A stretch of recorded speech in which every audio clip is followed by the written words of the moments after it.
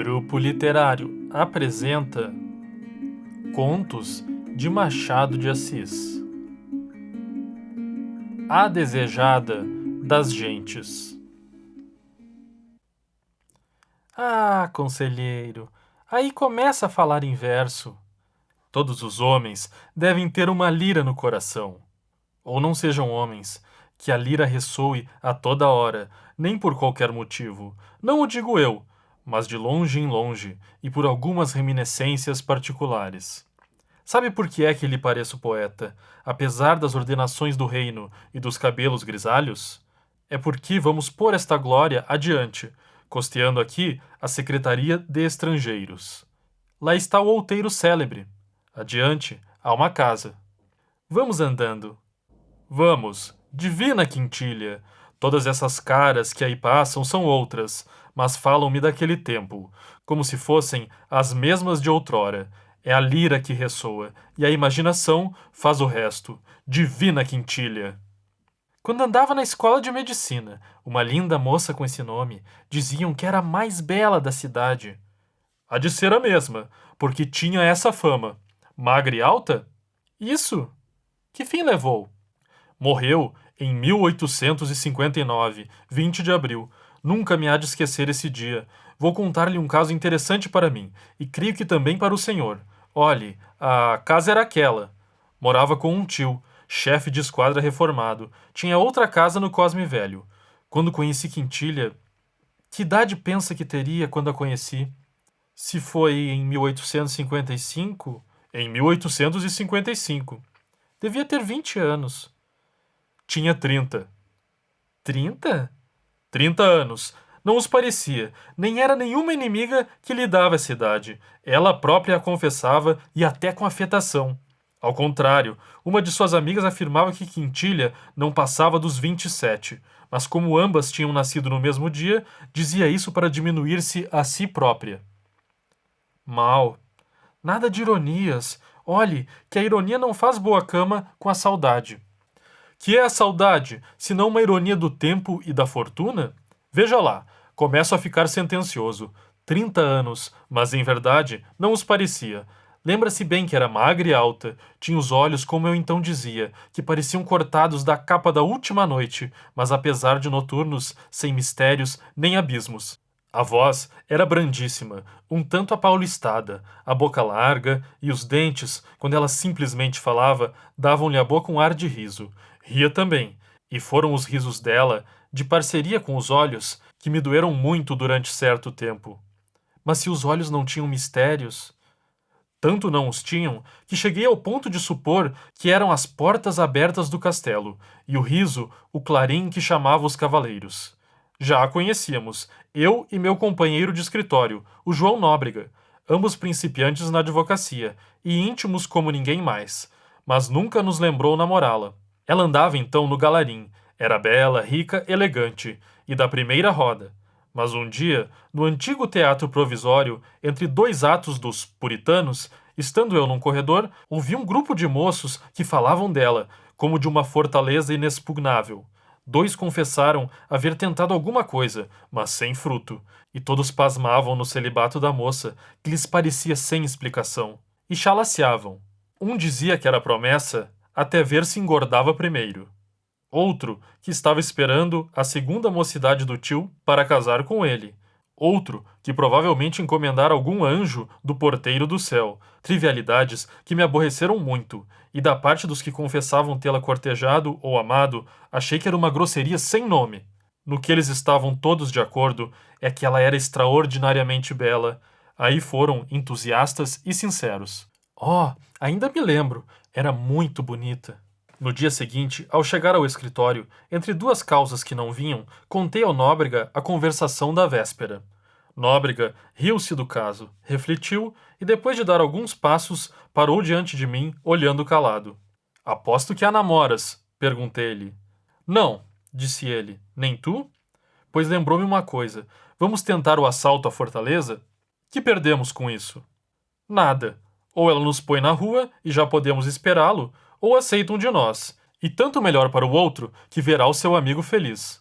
Estás falando sério? Muito sério. Nóbrega acrescentou que não era só a beleza dela que a fazia atraente. Note que ela tinha a presunção de ser espírito prático, mas era principalmente um sonhador que vivia lendo e construindo aparelhos sociais e políticos.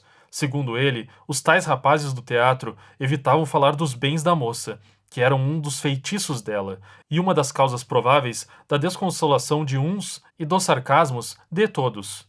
E dizia-me: escuta, nem divinizar o dinheiro, nem também bani-lo.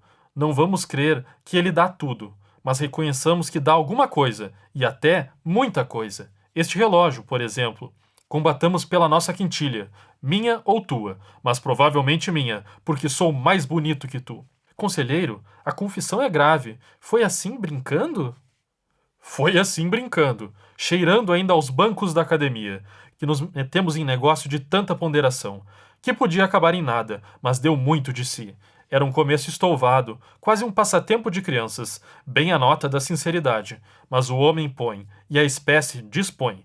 Conhecíamo-la, posto não tivéssemos encontros frequentes. Uma vez que nos dispusemos a uma ação comum, entrou um elemento novo na nossa vida, e dentro de um mês estávamos brigados. Brigados? Ou quase. Não tínhamos contado com ela, que nos enfeitiçou a ambos violentamente. Em algumas semanas já pouco falávamos de quintilha, e com indiferença, tratávamos de enganar um ao outro e de simular o que sentíamos. Foi assim que as nossas relações se dissolveram, no fim de 6 meses, sem ódio, nem luta, nem demonstração externa, porque ainda nos falávamos, onde o acaso nos reunia, mas já então tínhamos banca separada. Começo a ver uma pontinha do drama. Tragédia, diga, tragédia, porque daí a pouco tempo, ou por desengano verbal que ela lhe desse, ou por desespero de vencer, Nóbrega deixou-me só em campo. Arranjou uma nomeação de juiz municipal lá para os sertões da Bahia, onde definhou e morreu antes de acabar o quatrigênio. E juro-lhe que não foi inculcado espírito prático de Nóbrega que o separou de mim. Ele, que tanto falara das vantagens do dinheiro, morreu apaixonado como um simples Werther, menos a pistola. Também o veneno mata, e o amor de Quintilha podia dizer-se alguma coisa parecida com isso. Foi o que o matou, e o que ainda hoje me dói. Mas vejo pelo seu dito que o estou aborrecendo.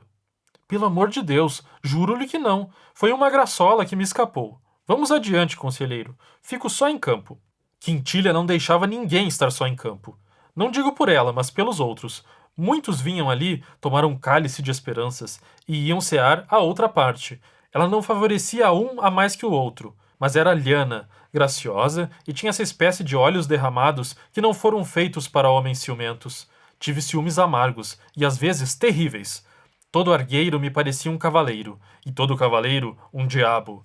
Afinal, acostumei-me a ver que eram passageiros de um dia. Outros me metiam mais medo, eram os que vinham dentro da luva das amigas. Creio que houve 2 ou 3 negociações dessas, mas sem resultado. Quintilha declarou que nada faria sem consultar o tio, e o tio aconselhou a recusa, coisa que ela sabia de antemão. O bom velho não gostava nunca da visita de homens, com receio de que a sobrinha escolhesse algum e casasse. Estava tão acostumada a trazê-la ao pé de si, como uma muleta da velha alma aleijada, que temia perdê-la inteiramente. Não seria essa a causa da isenção sistemática da moça? Vai ver que não. O que noto é que o senhor era mais teimoso que os outros. Iludido, a princípio, porque no meio de tantas candidaturas malogradas, Quintilha preferia-me a todos os outros homens, conversava comigo mais largamente e mais intimamente, a tal ponto que chegou a correr que nos casávamos. Mas conversavam de quê? De tudo o que ela não conversava com os outros. Era de fazer pasmar que uma pessoa tão amiga de bailes e passeios, de valsar e rir, fosse comigo tão severa e grave, tão diferente do que costumava ou parecia ser. A razão é clara. Achava sua conversação menos insossa que a dos outros homens. Obrigado. Era mais profunda a causa da diferença. E a diferença ia-se acentuando com o tempo. Quando a vida cá embaixo a aborrecia muito, ia para o Cosme Velho. E ali as nossas conversações eram mais frequentes e compridas. Não lhe posso dizer, nem o senhor compreenderia nada, o que foram as horas que ali passei, incorporando na minha vida toda a vida que jorrava dela. Muitas vezes quis dizer-lhe o que sentia, mas as palavras tinham medo e ficavam no coração. Escrevi cartas sobre cartas, todas me pareciam frias, difusas ou inchadas de estilo. Demais, ela não dava ensejo a nada. Tinha um ar de velha amiga. No princípio de 1857, adoeceu meu pai em Itaboraí. Corri a vê-lo. Achei-o moribundo. Este fato reteve-me fora da corte uns 4 meses. Voltei pelos fins de maio. Quintilha recebeu-me triste da minha tristeza, e vi claramente que meu luto passara aos olhos dela. Mas que era isso, senão amor? Assim o criei, e dispus a minha vida para desposá-la. Nisto, adoeceu o tio, gravemente. Quintilha não ficava só. Se ele morresse, porque, além dos muitos parentes espalhados que tinha, morava com ela agora, na casa da Rua do Catete, uma prima, Dona Ana, viúva, mas é certo que a afeição principal ia-se embora, e nessa transição da vida presente à vida ulterior, podia eu alcançar o que desejava. A moléstia do tio foi breve. A ajudada da velhice levou-o em 2 semanas. Digo-lhe aqui que a morte dele lembrou-me a de meu pai, e a dor que então senti foi quase a mesma. Quintilha viu-me padecer. Compreendeu o duplo motivo. E, segundo me disse depois, estimou a coincidência do golpe, uma vez que tínhamos de o receber sem falta e tão breve. A palavra pareceu-me um convite matrimonial. 2 meses depois, cuidei de pedi-la em casamento. Dona Ana ficara morando com ela e estavam no Cosme Velho. Fui ali, achei-as juntas no terraço que ficava perto da montanha. Eram 4 horas da tarde de um domingo. Dona Ana, que nos presumia namorados, deixou-nos campo livre. Enfim, no terraço, lugar solitário, e posso dizer agreste, proferi a primeira palavra. O meu plano era justamente precipitar tudo, com medo de que 5 minutos de conversa me tirassem as forças. Ainda assim, não sabe o que me custou. Custaria menos uma batalha. Juro-lhe que não nasci para guerras. Mas aquela mulher magrinha, delicada, impunha-se-me, como nenhuma outra, antes e depois. E então? Quintilha adivinhara, pelo transtorno do meu rosto, o que lhe ia pedir, e deixou-me falar para preparar a resposta. A resposta foi interrogativa e negativa. Casar para quê? Era melhor que ficássemos amigos como dantes. Respondi-lhe que a amizade era, em mim, desde muito, a simples sentinela do amor. Não podendo mais contê-lo, deixou que ele saísse. Quintilha sorriu da metáfora, o que me doeu, sem razão. Ela, vendo o efeito, fez-se outra vez séria e tratou de persuadir-me de que era melhor não casar. Estou velha, disse ela. Vou em 33 anos. Mas se eu a amo assim mesmo, repliquei, e disse-lhe uma porção de coisas, que não poderia repetir agora. Quintilha refletiu um instante. Depois, insistiu nas relações de amizade. Disse que, posto que mais moço que ela, tinha a gravidade de um homem mais velho, e inspirava-lhe confiança como nenhum outro. Desesperançado, dei algumas passadas. Depois, sentei-me outra vez e narrei-lhe tudo. Ao saber da minha briga com o amigo e companheiro da academia e a separação em que ficamos, sentiu-se, não sei se diga, magoada ou irritada. Censurou-nos a ambos. Não valia a pena que chegássemos a tal ponto. A senhora diz isso porque não sente a mesma coisa. Mas então é um delírio? Creio que sim. O que lhe afianço é que ainda agora, se fosse necessário, separar-me-ia dele 100 vezes, e creio poder afirmar-lhe que ele faria a mesma coisa. Aqui olhou ela espantada para mim, como se olha para uma pessoa cujas faculdades parecem transtornadas. Depois, abanou a cabeça e repetiu que fora um erro. Não valia a pena. Fiquemos amigos, disse-me, estendendo a mão. É impossível. Pede-me coisa superior às minhas forças. Nunca poderei ver na senhora uma simples amiga. Não desejo impor-lhe nada. Dir-lhe-ei até que nem mais insisto, porque não aceitaria outra resposta agora. Trocamos ainda algumas palavras e retirei-me. Veja a minha mão. Treme-lhe ainda? E não lhe contei tudo. Não lhe digo aqui os aborrecimentos que tive, nem a dor e o despeito que me ficaram.